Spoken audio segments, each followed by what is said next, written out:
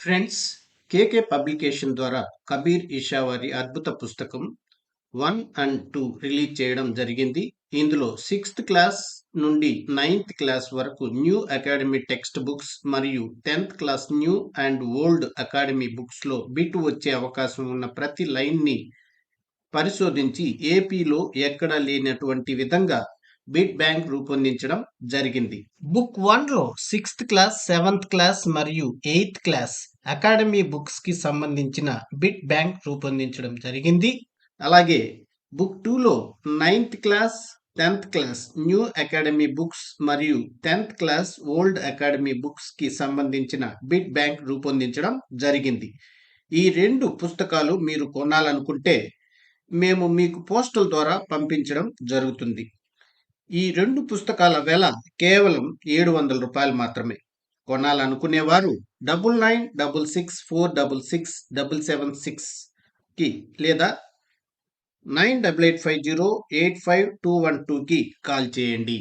Book 1 లోపల pages మనం చూసినట్లయితే ఈ విధంగా మనం ఉంటుంది, చూడొచ్చు. విషయ సూచిక 6th క్లాస్ లెసన్ వైజ్ మనము బిట్స్ ఇవ్వడం జరిగింది. ఇక్కడ 12 లెసన్స్ 6th క్లాస్లో మనం చూడవచ్చు. 12 చాప్టర్స్కి సంబంధించి బిట్స్ చాప్టర్ వైజ్ ఇవ్వడం జరిగింది. అలాగే విషయ సూచిక 7th క్లాస్కి సంబంధించి 13 పాఠాలు ఉన్నాయి. ఈ 13 లెసన్స్కు సంబంధించి మనం లెసన్ వైజ్ బిట్స్ ఇవ్వడం జరిగింది.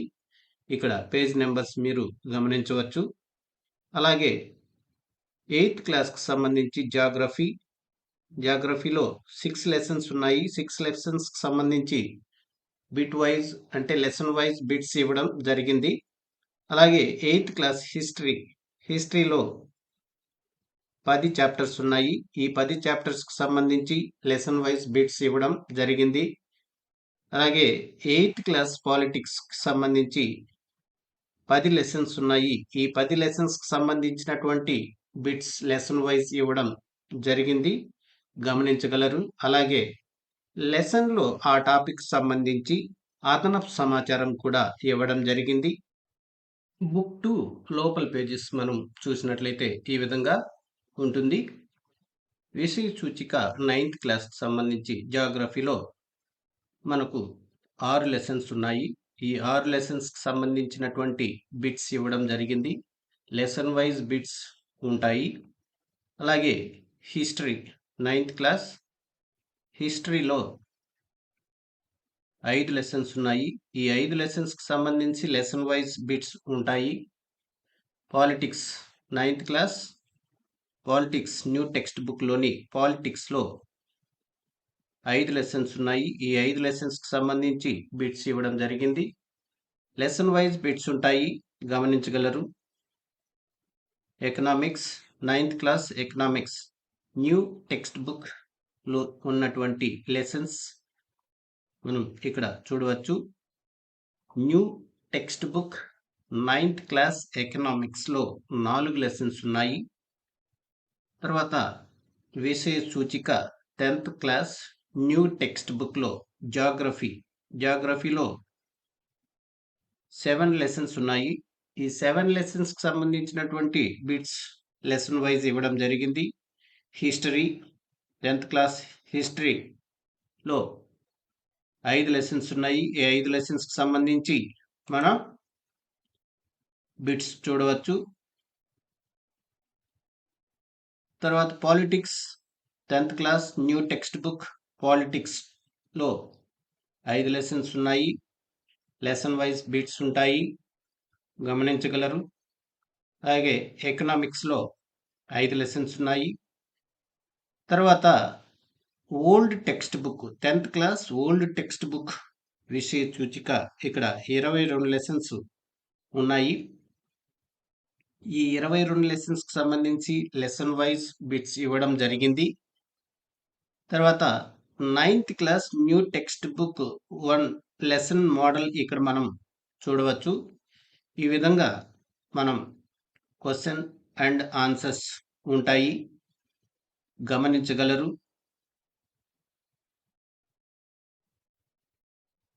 ఇక్కడ మల్టిపుల్ చాయిస్ క్వశ్చన్స్ కూడా ఇవ్వడం జరిగింది.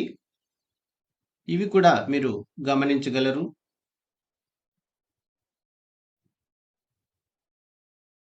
ఇవన్నీ కూడా మల్టిపుల్ చాయిస్ క్వశ్చన్స్ ఇవ్వడం జరిగింది, గమనించగలరు.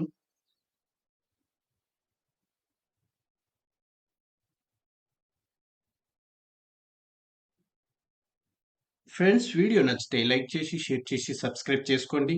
అలాగే బెల్ ఐకాన్పై క్లిక్ చేసినట్లయితే మన కొత్త నోటిఫికేషన్స్ మీకు అందుతూ ఉంటాయి. Thank you for watching this video. Hello friends, నమస్కారం. ఈరోజు మనం ఇంటర్మీడియట్ ఫస్ట్ ఇయర్ హిస్టరీలో భాగంగా 6వ పాఠం దక్కన్ దక్షిణ భారతదేశం క్రీస్తు శకం 10వ శతాబ్దం వరకు, Deccan and south India up to 10th AD గురించి తెలుసుకుందాం. దక్కన్ అనే పదానికి అర్థం దక్షిణ, ద్వీపకల్ప భాగం. దక్కన్ భౌగోళిక సరిహద్దులను పేర్కొన్న దక్షిణ భారతదేశ చరిత్ర సమావేశం హైదరాబాద్ లో ఎప్పుడు జరిగింది? క్రీస్తు శకం 1945. బృహత్ కథ అనే ప్రాకృత కథా కావ్యాన్ని రచించినవాడు గుణాఢ్యుడు. ప్రాకృత భాషలో గదా సప్తసతి రాసినవాడు హాలుడు. Periplus of the Erythraean Sea ని రాసిన వారు అజ్ఞాత గ్రీకు నావికుడు. సంగం యుగం నాటి సామాజిక సాంస్కృతిక స్థితులను గురించిన విలువైన సమాచారం అందిస్తున్న వ్యాకరణ గ్రంథం తొలకప్పియార్ రచించిన తొలకప్పియం. తమిళ దేశానికి బైబిల్ వంటిది తిరువల్లువార్ రచించిన తిరుక్కురల్. మత్త విలాస ప్రహసనం అనే గొప్ప కావ్యాన్ని రచించిన వాడు మొదటి మహేంద్రవర్మ. ఫ్రెండ్స్, వీడియో నచ్చితే లైక్ చేయండి. అలాగే సబ్స్క్రైబ్ చేసుకొని వాళ్ళు సబ్స్క్రైబ్ చేసుకొని నన్ను సపోర్ట్ చేస్తారని ఆశిస్తున్నాను. కిరాతార్జునీయం అనే గ్రంథాన్ని రచించిన వాడు భారవి. దశకుమార చరిత్ర అనే గ్రంథాన్ని రచించిన వాడు దండి. ఎవరి రచనలు పల్లవ, చాళుక్య యుగాలకు చెందిన విలువైన చారిత్రక విషయాలను వెల్లడించాయి? హోయాన్ చాంగ్. తెలుగు భాషను పోషించి అభివృద్ధి చేసిన వారు వేంగి చాళుక్యులు. సంస్కృత మహాభారతాన్ని తెలుగులోనికి అనువదించేందుకు ప్రయత్నించినవాడు రాజరాజ నరేంద్రుడు. సంస్కృత మహాభారతాన్ని తెలుగులోనికి అనువదించే ప్రక్రియను మొదలుపెట్టినవాడు నన్నయ. కన్నడంలో కవిరాజ మార్గం అనే గ్రంథాన్ని రచించిన రాష్ట్రకూట వంశానికి చెందిన గొప్ప పాలకుడు, సాహితీవేత్త అమోఘ వర్షుడు. నీతి వాక్యామృతం ను రచించిన వాడు సోమదేవ సూరి. మానసోల్లాసం ను రచించిన వాడు 3వ సోమేశ్వరుడు. పల్లవుల సంస్కృతిని వివరిస్తున్న శాసనాలు తిరుచునాపల్లి, మందగపట్టు, కుడియమలై, మదురై, మహాబలిపురంలోని శాసనాలు. మంఖేడ్, సమన్ఘర్, ఎల్లోరాల్లోని శాసనాలను వేయించిన వాడు రాష్ట్రకూట దంతిదుర్గుడు. విఘ్నేశ్వరుడి రచన మితాక్షర. ఇది 10వ శతాబ్దం నాటి దక్షిణ భారతదేశ ప్రజల మత ఆచారాలను, విశ్వాసాలను వెల్లడిస్తుంది. శాసనాలను వేయించిన మొదటి భారతీయ పాలకుడు అశోకుడు. 2వ పులకేశి హర్షవర్ధనుడిపై సాధించిన విజయాన్ని వివరించే శాసనం ఐహోలు శాసనం. చోళుల స్థానిక పరిపాలనను గురించి సవివరమైన సమాచారాన్ని అందిస్తున్న ఉత్తర మేరూరు శాసనంను వేయించిన వాడు మొదటి పరాంతకుడు.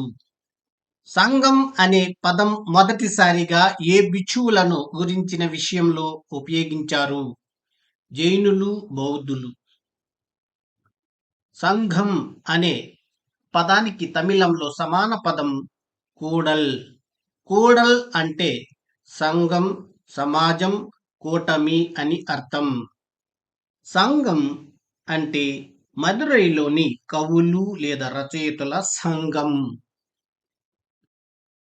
తమిళ దేశంలో సంఘం అనే పదాన్ని మొదటిసారిగా క్రీస్తు శకం 7వ శతాబ్దం ప్రారంభంలో త్రిపుత్తూరు తిరుత్తనందంలో ఉపయోగించిన వాడు తిరునావుక్కరసు.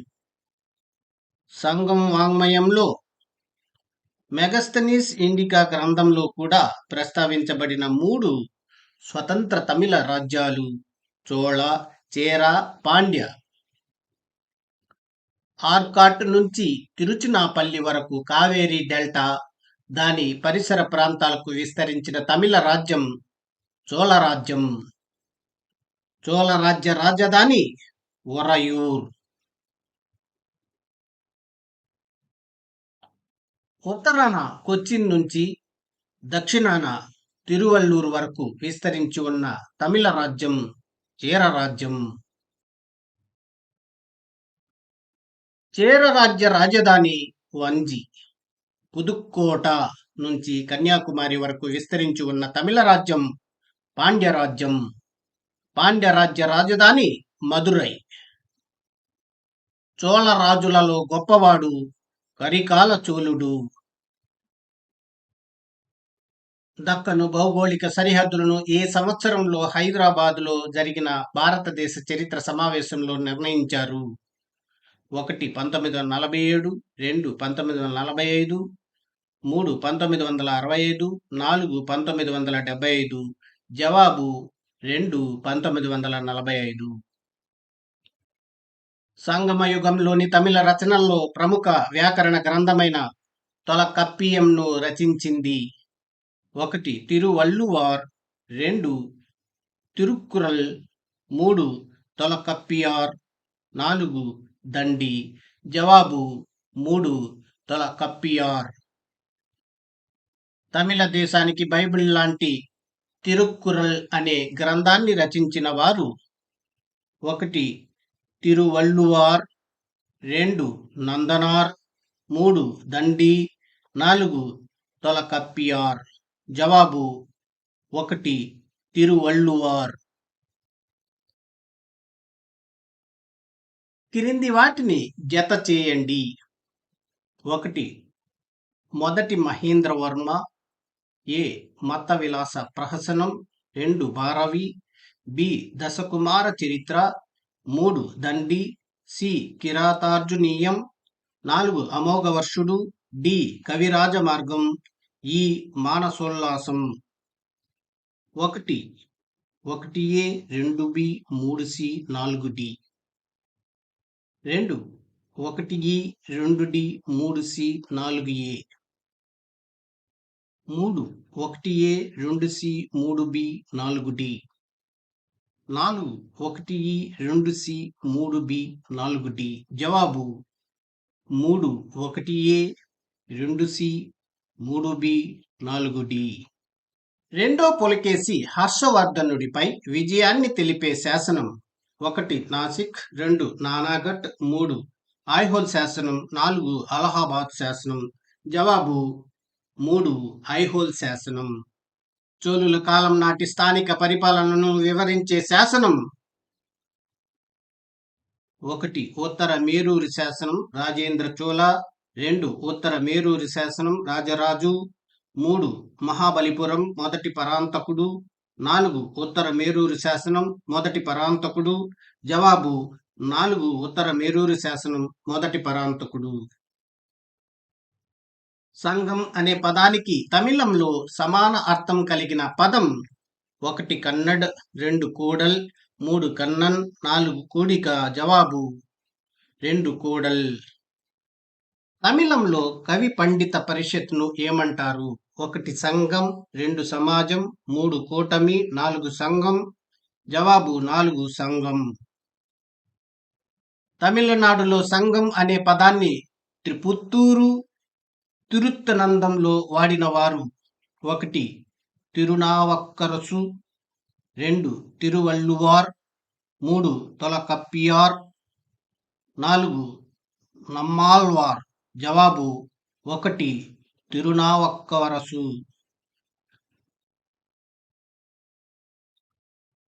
సంగం వాంగ్మయంలోని స్వతంత్ర రాజ్యాలు 1 చోళ, 2 చేర, 3 పాండ్య, 4 పైవన్నీ.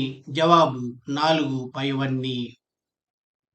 మెగస్తనీస్ ఇండికా గ్రంథంలో పేర్కొన్న సంగమ రాజ్యాలు 1 చోళ, 2 చేర, 3 పాండ్య, 4 పైవన్నీ. జవాబు 4 పైవన్నీ. కింది రాజ్యాలు సరిహద్దుల్లో సరైన దాన్ని గుర్తించండి. ఏ చోళ రాజ్యం ఆర్కాట్ నుంచి తిరుచునాపల్లి వరకు. బి చేర రాజ్యం ఉత్తరాన కొచ్చిన్ నుంచి దక్షిణాన తిరువళ్ళూర్ వరకు. సి పాండ్యరాజ్యం పుదుక్కోట నుంచి కన్యాకుమారి వరకు. 1 ఏబి మాత్రమే, 2 సి మాత్రమే, 3 ఏబిసి, 4 ఏసి మాత్రమే. జవాబు 3 ఏబిసి. చేర రాజ్యానికి రాజధాని 1 ఒరయ్యూర్, 2 వంజి, 3 మదురై, 4 మహాబలిపురం. జవాబు 2 Vanji. Friends, inter first year, second year geography total bits ఉండే పీడిఎఫ్ కావాలంటే 200 రూపాయలు మాత్రమే. కావాల్సిన వారు కాల్ చేయవలసిన నంబర్ 9966466776కి కాల్ చేసినట్లయితే పీడిఎఫ్ పంపబడును. పాండ్య రాజ్యానికి రాజధాని 1 మదురై, 2 ఒరయూర్, 3 వంజి, 4 మహాబలిపురం. జవాబు 1 మదురై. పూర్తి వీడియో చూడాలనుకుంటే మన ఛానల్లో సబ్స్క్రైబ్ చేసుకొని జాయిన్ అయినట్లయితే పూర్తి వీడియోను చూడవచ్చు. ఫ్రెండ్స్, వీడియో నచ్చితే లైక్ చేసి, షేర్ చేసి, సబ్స్క్రైబ్ చేసుకోండి. అలాగే బెల్ ఐకాన్పై క్లిక్ చేసినట్లయితే మన కొత్త నోటిఫికేషన్స్ మీకు అందుతూ ఉంటాయి. Thank you for watching this video.